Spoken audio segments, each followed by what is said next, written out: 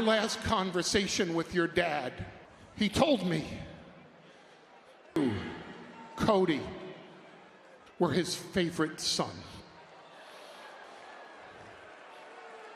But Roman Reigns was the son he always wanted. He broke his heart. You broke my heart. I'll stab someone in the heart with a fucking ice pick if it gets me dinner with you.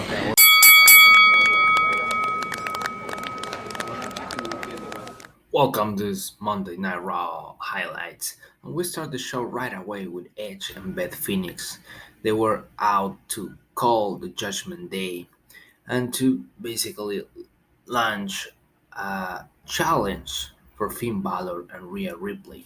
Of course, Edge was funny, saying some stuff to Dominic, to Finn, and to Damien Priest.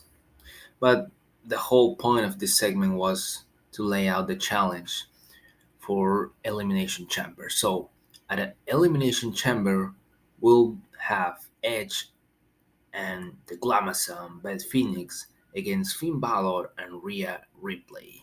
So how about that? We'll see a great match between this. Finn Balor around like a giant labradoodle. A Jamiroquai. It's virtual insanity. Phoenix sending Damien Priest. Our first match of the night, an Elimination Chamber qualifying match between Damien Priest and Angelo Dawkins from the Street Profits. At the end, we have Damien Priest qualifying for the Elimination Chamber. It was an okay match to start the show. There's not much history between these two guys, so it was not a really interesting match to see.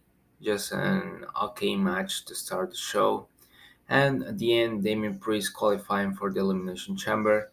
I guess it was the best choice between these two to actually qualify Damien Priest for the Elimination. A chance!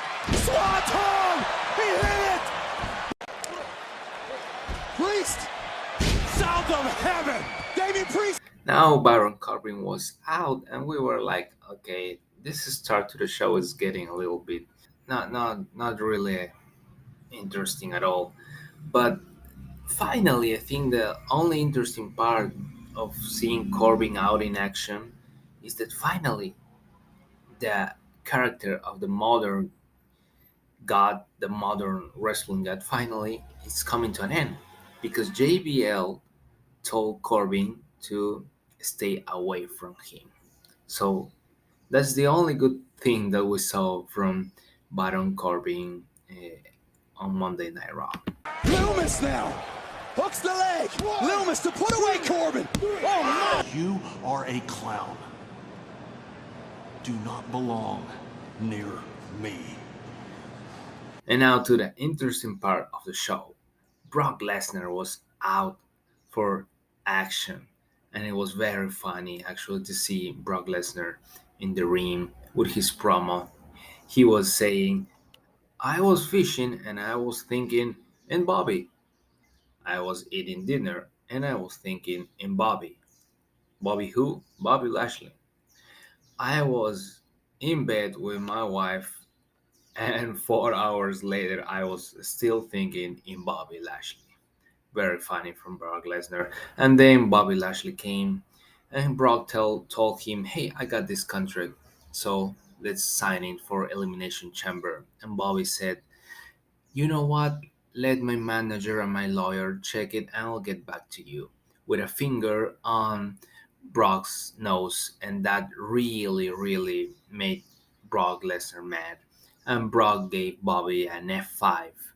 And when he was leaving the ring, the people wanted one more, and Brock Lesnar gave Bobby Lashley a second F5. So really interesting segment. Actually, this part of the show started to get a little bit more interesting. He's angered the beast! F5 to the almighty people! What they want! Another thunderous! Now the Fatal 4-Way qualifying match for the Elimination Chamber, the Women's Elimination Chamber. And it was really, I gotta tell you, it was a fun match actually to see. The four girls they really gave it all, and it was really fun. I mean, it was like what 10 minutes as a fight, and it was really cool, really great. At the end, Carmella got the win, and actually, I think that Candice LeRae actually deserved it a little bit more. But Carmella, as the heel that she is, she took advantage of the situation and she got the win. So I think that at the end, it's the best choice because that elimination chamber, it was needing a female heel. So Carmella is that girl right now. Name of the game, Candice LeRae. Beautiful moonsault. Hooks the leg. Super kick. Carmella. And because it's part of the same story, actually, later in the night, Asuka actually faced a challenge, but it was actually to make her like look really strong. So, and then Bianca came out to the ring and said a promo about who was gonna face her at WrestleMania. It's over. Who has what it takes to win an Elimination Chamber match? Has what it takes to go one-on-one with the EST or WWE? Women's Elimination Chamber, I'm going here with Liv Morgan. Because Liv, we all know that she's been one of the great babyface of the company, but you remember the last months how she has been transitioning to a darker character. So I think she can turn heel really easily to actually face Bianca Belair, as she, of course, is a babyface at the main event of WrestleMania. Of course, Carmella is the heel, the natural heel in this story. But I think that at least I would go with Liv Morgan. Then we had this match with the Alpha Academy against the Hard Business. Not the Hard Business yet, but this is the story that they are telling. This is the only thing that why this match is interesting. Of course, they had a really good wrestling match. Chad Gable always delivers. But the story here is the reunion of the Hard Business, and that's what they are telling with this match. At the end, the Hard Business got the win, and MVP, of course, is right there with The eyes of Chad Gable, and the Olympian is Rhodes. Nobody. Come by Gable. Oh dear. Exploder flight. Diving headbutt that. Oh my goodness. One for each chin. Oh no. Wow. A Samoan drop. Great athleticism. Going home. Alexander. Knees were up. The Cedric Alexander. we got to this segment between Cody Rhodes and Paul Heyman. My God, it was pure gold. This segment was, for me, the best segment of the year. I know we're still in February, I know, but it's the best segment in the last few months, including last year. This segment got started with Cody going to the ring, and basically, just a few minutes that Cody started his promo, Paul Heyman interrupted him, and that's when things started getting very interesting because Cody started telling a story about his family, and a story that involved Paul Heyman, a real story. So Cody started telling people that there was a point in his life that they didn't have any money, and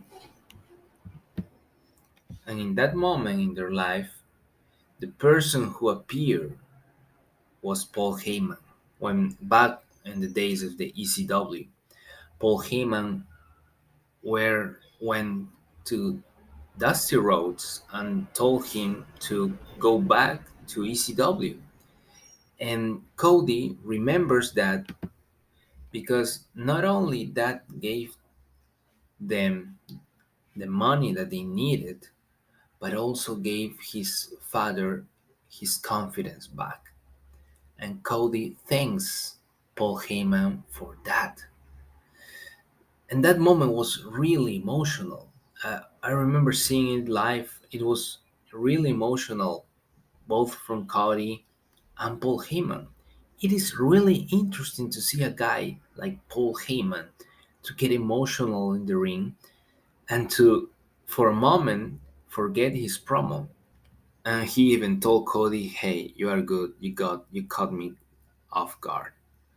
But I'm here to make business with you because you are going to main event WrestleMania."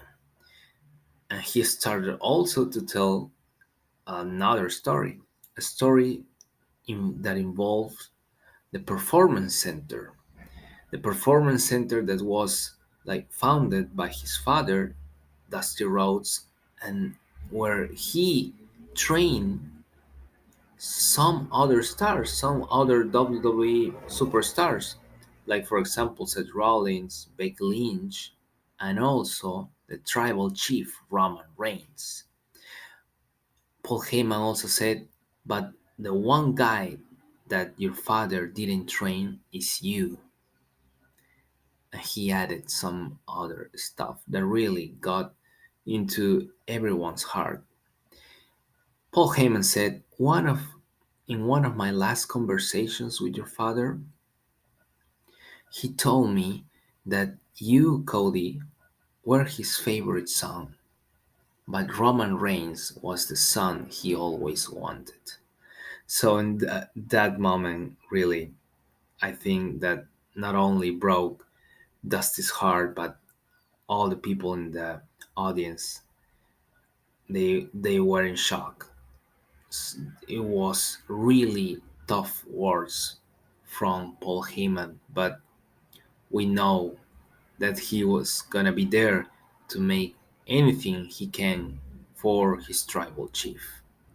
So Cody really tried to recompose himself as quick as possible and told him, "I was just trying to win championships, wrestling championships, but everyone wants to make this personal, and now you just made it personal.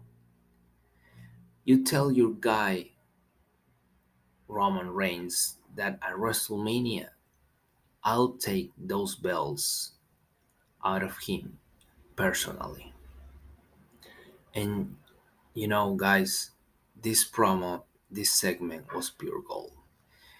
If the rivalry between Cody and Roman was already building to be a really great one with the history, the story of Cody going back from all hell that he has been through, coming to win the Royal Rumble, and then going to main event WrestleMania. This segment made it even better. This segment added something, and it was be making this rivalry personal. Because now you start thinking, if if this is everything is true, if Dusty Rhodes really believed that Roman Reigns was the son he always wanted. Nobody will knew that, of course, but this is the kind of stuff that makes the rivalry personal, and that always makes a rivalry much better in wrestling. So this is one of the best segments of the year. My family went broke. You called him. You kept your word to the money that we sorely needed. ECW gave my father his confidence back, and I can never, ever repay you for that. Thank you very much. Last conversation with your dad, he told me you, Cody, were his favorite son. But Roman Reigns was the son he always wanted. Now going to the last two matches of the night, Montez Ford fought for a spot in the Elimination Chamber, and he got the win against Elias. He was really good. You know, I am really rooting for Montez for winning the Elimination Chamber. He has so much talent and so much charisma, that he really has the potential to be not only United States champion, but I guess someday the WWE champion. Of course, at the end of the match, you will see that uh, Seth Rollins came to give Theory a stomp, also for building this. I think it's gonna be an awesome match at the Elimination Chamber. But please, WWE, if this is the moment for actually trying to build a character for the next 5 years, if this is the moment for actually trying to give someone a push, this has to be for Montez Ford. This guy is so talented, makes so many amazing things to the ring, and he has so much charisma. People loves Montez Ford, so I think he has to be the winner at the Elimination Chamber. Oh, whoa, whoa, whoa! Look out! Oh! Wow, on the roof! Frog splash! Ford! Wait, what? Rollins! Where the hell have been? Rollins with the stomp! Finally, the main event, the steel cage match between Becky Lynch and Bayley. It was an okay match, an okay steel cage match. I've seen better, I've seen worse also. This is not near the worst, near the best. Okay, so it had really good action. It had really a great belly to belly from Bailey. It was also around the steel cage was the girls from Damage Control that were trying to stop Becky Lynch from winning, helping Bailey, and then at the very end, we had the surprise return from Lita to actually help Becky Lynch distract Bailey so Becky could win the match. It was an interesting match for the rivalry between Bailey and Becky Lynch. I don't know if this rivalry is gonna continue, but it's a really good match to end the show. Look what Becky Lynch is about to do! Oh my God! Bailey from the roof! Bailey to belly! That's gotta do it! Armor with the cage involved! Oh no! Damage control changes the questions. Just like the hot rod used to give it to Bailey! And buried into Lynch's midsection. Later! The WWE Hall! And the door slammed on the role model!